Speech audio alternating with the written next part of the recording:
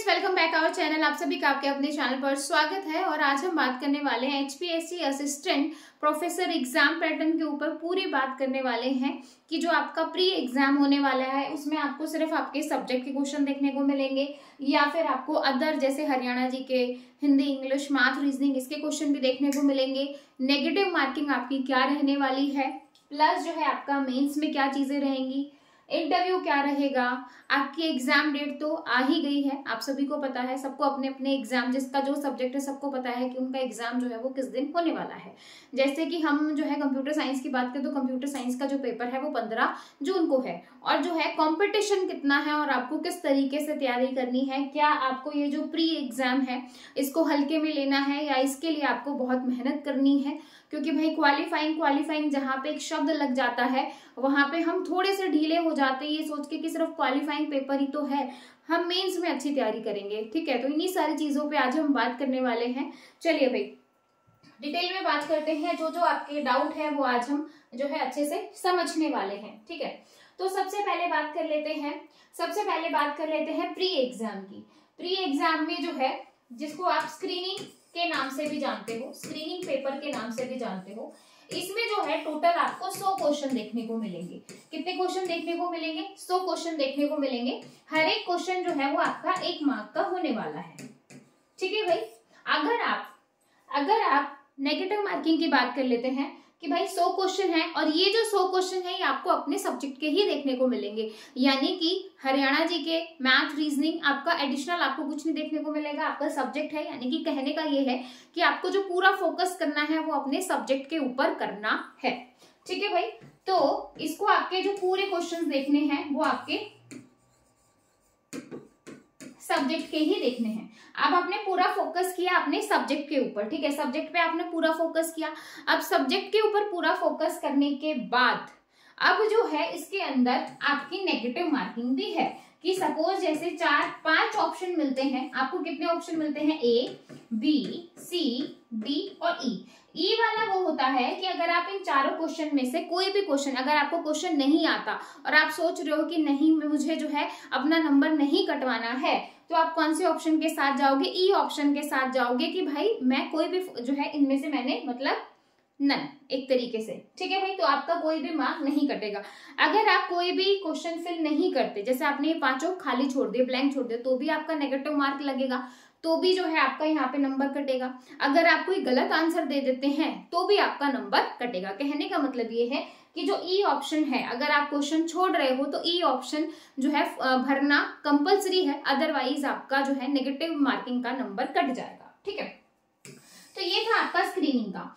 Screening में आपका जो है इस तरीके से रहने वाला है। अब जो है इस पेपर को हम हल्के में लें या फिर हम इसकी बहुत अच्छे से तैयारी करें, क्योंकि अगर हम इसकी तैयारी करेंगे तभी हम मेंस में जाएंगे। क्योंकि भाई मैंने बोला ना, जिस पेपर के आगे क्वालिफाइंग लग जाता है उसको हम थोड़ा सा हल्के में ले लेते हैं। उसको हम ये सोचते हैं कि ठीक है यार क्वालिफाइंग ही तो है, कर लूंगा, है ना। लेकिन भाई कॉम्पिटिशन आज के डेट में इतना ज्यादा है, आपको ही पता है कि भाई बच्चे लगातार वेट करते रहते हैं कब वैकेंसी आएंगी, कब आएंगी।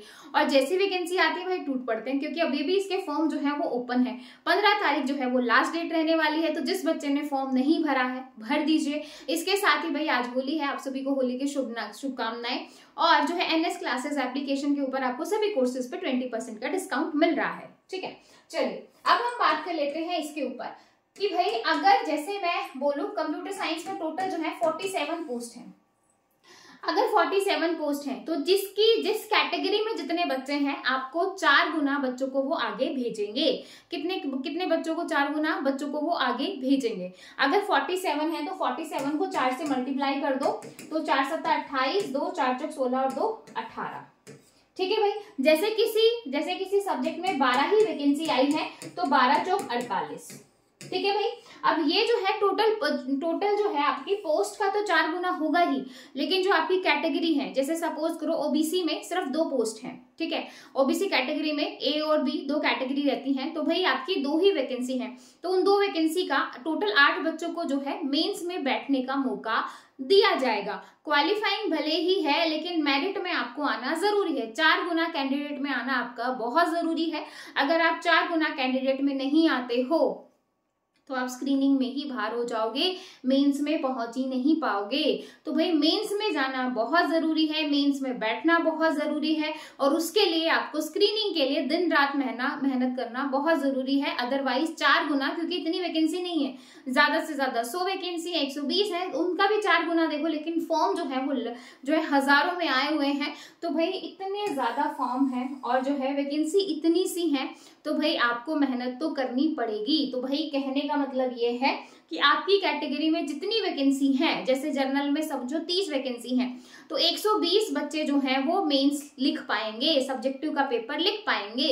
अगर जो है SC ST में 7 वैकेंसी है या फिर 5 वैकेंसी है तो 20 बच्चे आगे जाएंगे, कैटेगरी वाइज 4 गुना बच्चों को आगे भेजा जाएगा।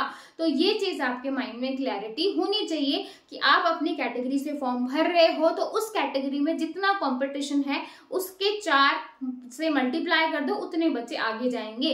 तो आप ये समझो कि भाई ऑल ओवर हरियाणा में या जो अदर स्टेट से भी फॉर्म आ रहे हैं उसमें आपको जो है टॉप 4 पे आना है, या फिर 8 में आना है, या फिर 16 में आना है, या फिर 20 में आना है, या फिर 100 में आना है, तो वो अपने आप में एक बहुत बड़ा चैलेंज हो जाता है। तो भाई उसके लिए आपको बहुत ज्यादा मेहनत करनी पड़ेगी। सिर्फ क्वालिफाइंग लगाने से कुछ नहीं होता, क्योंकि मेन जो है वो यही है, ये आप पार करोगे तभी आप मेंस में जा पाओगे।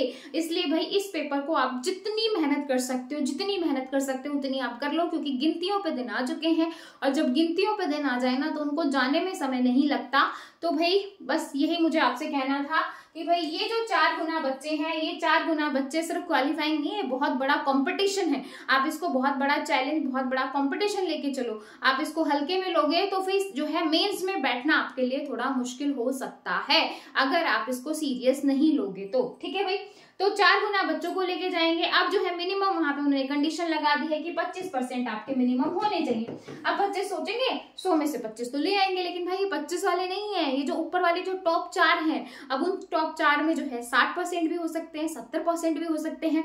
अब वो डिपेंड करता है कि बच्चा कितने परसेंटेज जो है वो मार्क्स लेके आ रहा है।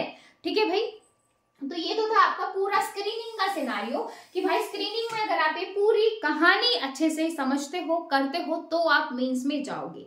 ठीक है भाई, 100 नंबर का पेपर आएगा, 2.5 घंटे का समय मिलेगा, नेगेटिव मार्किंग आपकी रहने वाली है। अब उस नेगेटिव मार्किंग में भी 4 गुना बच्चों को आगे भेजेंगे। उन 4 गुना बच्चों में जो आपके कैटेगरी वाइज जितनी भी पोस्ट आई हुई है, आपके जो भी सब्जेक्ट है आप उसको 4 गुना करके देख लीजिए। आपका जितना कॉम्पिटिशन है उसके हिसाब से आपको उतनी ही ज्यादा डबल ट्रिपल 4 गुना मेहनत करनी पड़ेगी। ठीक है, ये तो था पूरा जो है आपका स्क्रीनिंग का सिनारियो। अब हम बात कर लेते हैं सब्जेक्टिव की, कि भाई जिसने 4 गुना कैटेगरी में अपना जो है पैर जमा लिया वो पहुंचेगा यहाँ पे। ठीक है, वो पहुंचेगा यहाँ पे जो है पेपर आपका ऑब्जेक्टिव नहीं दिखेगा, यहाँ पे मिलेंगी आपको कॉपीज जो कि आपको कॉलेज टाइम पे मिलती थी। अब इन कॉपीज में आपको टोटल जो है आपकी HPSC की तरफ से टोटल आपको 18 क्वेश्चन देखने को मिलेंगे। अब ये जो 18 क्वेश्चन है, इनमें से जो आपको क्वेश्चन करने रहेंगे वो करने रहेंगे आपको 15। 18 क्वेश्चन में से 15 क्वेश्चन आपको करने रहेंगे। हर एक क्वेश्चन जो है वो 10 नंबर का रहने वाला है। तो टोटल अगर मैं बात करूं तो भाई ये जो पेपर रहेगा ये रहेगा आपका 150 नंबर का। अब कोई क्वेश्चन हो सकता है पूरा 10 नंबर का आ जाए, या फिर कोई क्वेश्चन हो सकता है कि आपको पार्ट्स में देखने को मिल जाए कि 5 नंबर का एक क्वेश्चन और 5 नंबर का दूसरा क्वेश्चन, या फिर आपको 2-2 नंबर के भी 5 क्वेश्चन देखने को मिल सकते हैं, या फिर 8 नंबर का एक क्वेश्चन देखने को मिल गया, 2 नंबर का एक क्वेश्चन देखने को मिल गया। तो भाई क्वेश्चन जो है वो HPSC कैसे भी दे सकती है, तो जैसा वेटेज दे उसी के अकॉर्डिंग आपको पेपर लिखना पड़ेगा। ठीक है भाई, अब 150 नंबर है। अब जो नंबर जुड़ेंगे, अब ये वाला पेपर आपका जो है फाइनल जो है आपको फाइनली यहाँ के आपके जो नंबर जो है वो जुड़ेंगे, पीछे वाला जो था उसके नंबर नहीं जुड़ेंगे, यहाँ तक वो आपको लेके आएगा। अब ये जो वाला पेपर है ये आपको जो है टॉप पे, यानी कि आपका जो है रिटर्न से आपको पता चलेगा कि आपका सिलेक्शन होगा कि नहीं होगा। तो भाई 150 नंबर से आपके 87.5 मार्क्स जो है वो जुड़ने वाले हैं। 87.5 नंबर का ये वेटेज रखता है, क्योंकि फाइनल जो सिलेक्शन होगा वो 100 में से रहेगा, और 100 में से 12.5 जो है वो आपका इंटरव्यू रहने वाला है। तो भाई 150 में से 87.5 का ये वेटेज रहेगा, तो यानी कि रिटर्न एग्जाम भी पूरा जो है यहाँ पे आपके लिए एक तरीके से मान सकते हो कि करो या मरो वाली स्थिति है, आपको करना ही पड़ेगा। अगर आपको जो है आपका सपना है कॉलेज में पढ़ाने का, असिस्टेंट प्रोफेसर बनने का, तो भाई आपको ये चीज करनी पड़ेगी। मतलब अच्छे से बहुत सुंदर राइटिंग में आपको पेपर लिखना पड़ेगा, डायग्राम से जो है डालने पड़ेंगे, राइटिंग जो है, जो कटिंग वगैरह होती है वो आपको अवॉइड करना पड़ेगा, ताकि एग्जामिनर आपकी शीट देखे और आपको उसको लगे कि भाई हाँ बच्चे ने कुछ कर रखा है। तो वो चीज यहाँ पे आनी चाहिए। आप जो जितना आपको मतलब 10 नंबर का है उसके अकॉर्डिंग आपको वो लिख के भी आना है, और वो जो है क्वालिटेटिव, मतलब ऐसा नहीं हो कि आप कुछ भी लिख दो, जो आंसर है वो बहुत अच्छा होना चाहिए। ठीक है भाई, तो ये चीज यहाँ पे रहने वाली है। तो यहाँ से आपने सब्जेक्टिव दिया। अब सब्जेक्टिव देने के बाद आपका रहता है लास्ट पड़ाव इंटरव्यू का। ठीक है, लास्ट है आपका इंटरव्यू। अब इंटरव्यू जो है, इंटरव्यू रहेगा आपका 12.5 नंबर का। इंटरव्यू कितने नंबर का रहेगा? 12.5 नंबर का आपका इंटरव्यू रहने वाला है। अब इंटरव्यू जो है वो आपको भाई वहां पे आपसे आपके सब्जेक्ट के ही पूछे जाएंगे, यानी कि पूरा जो सिनेरियो एचपीएससी असिस्टेंट प्रोफेसर का वो आपका पूरा सब्जेक्ट के ऊपर ही डिपेंड करता है। अगर आप प्री में अच्छे से करोगे तो मेंस में और अच्छे से कर पाओगे, और दोनों को मिला के अगर अच्छे से अपने सब्जेक्ट को तैयार करते हो तो भाई इंटरव्यू में उसको बहुत अच्छे से जो है कर पाओगे। तो वहां पे आपसे पूछा जाएगा आपसे रिलेटेड चीजें, आपके सब्जेक्ट से रिलेटेड चीजें, आपका जो बोलने का है, आपकी कम्युनिकेशन स्किल्स, आपके अंदर कॉन्फिडेंस कितना है, आप किस तरीके से बोल पा रहे हो, आपका ड्रेसिंग, मतलब जो ओवरऑल जो आपकी पर्सनैलिटी है, सब कुछ जो है वहां पे चीजें देखी जाएंगी। ठीक है भाई, तो इंटरव्यू हो जाएगा आपका 12.5 नंबर का। अब इस इंटरव्यू में जो मिनिमम है, मिनिमम भाई वो आपको कितने भी नंबर दे सकते हैं, यानी कि मिनिमम भाई डिपेंड करता है कि भाई आपने कैसे आंसर किया है, क्या किया है। तो भाई 12.5 का है तो मिनिमम भाई 1 नंबर तो आपको मिलेगा ही, है ना, और मैक्सिमम जो है वो आपको 12.5 तक जा सकते हैं। वो डिपेंड करता है कि भाई वो एक्स्ट्रा ऑर्डिनरी बच्चा होगा जिसको पूरे के पूरे नंबर मिलेंगे, बट ऐसा थोड़ा सा जो है आप मान सकते हैं कि थोड़ा इम्पॉसिबल है, बाकी हो सकता है कोई बच्चा ऐसा हो। ठीक है, तो भाई लेकिन फिर भी हम ऑन एन एवरेज माने तो 10 नंबर तक, है ना, कि भाई एटलीस्ट जो है बच्चा 10 तक तो पहुंच ही जाएगा। तो ये आपका इंटरव्यू की कहानी है, जो है सब्जेक्टिव की आपको समझ में आई। फिर भी आपको लग रहा है या कोई भी डाउट है तो आप मुझसे पूछ सकते हो। जो है आपको कुछ भी समझ में नहीं आया एचपीएससी असिस्टेंट प्रोफेसर से लेके, अगर आप इस वैकेंसी के लिए सीरियस हो और दिल से चाह रहे हो कि भाई मुझे, मेरा एक सपना है कि भाई मैं कॉलेज में, सरकारी कॉलेज में एज अ असिस्टेंट प्रोफेसर काम करूं, जॉब करूं, तो भाई आपको ये तीनों लेवल बहुत ही ईमानदारी से खुद के साथ, क्योंकि भाई बाहर वाले को लगता है आप पढ़ रहे हो, लेकिन वो जो ईमानदारी है वो आपको अंदर, अपने अंदर लानी है। 4 गुना, 5 गुना, 6 गुना, आप जितने इन 3-4 महीने में जितनी मेहनत कर सकते हो वो आपको करके दिखानी है, तभी आपका जो सपना है वो पूरा होगा। बाकी आपका इन चीजों से रिलेटेड अगर आपका कोई और भी डाउट है तो आप मुझसे पूछ सकते हो। आज है 13 तारीख, 2 दिन और बचे हैं फॉर्म भरने के लिए। तो जिस बच्चे ने फॉर्म नहीं भरा एचपीएससी असिस्टेंट प्रोफेसर का और वो एलिजिबल है फॉर्म भरने के लिए, तो भर सकता है।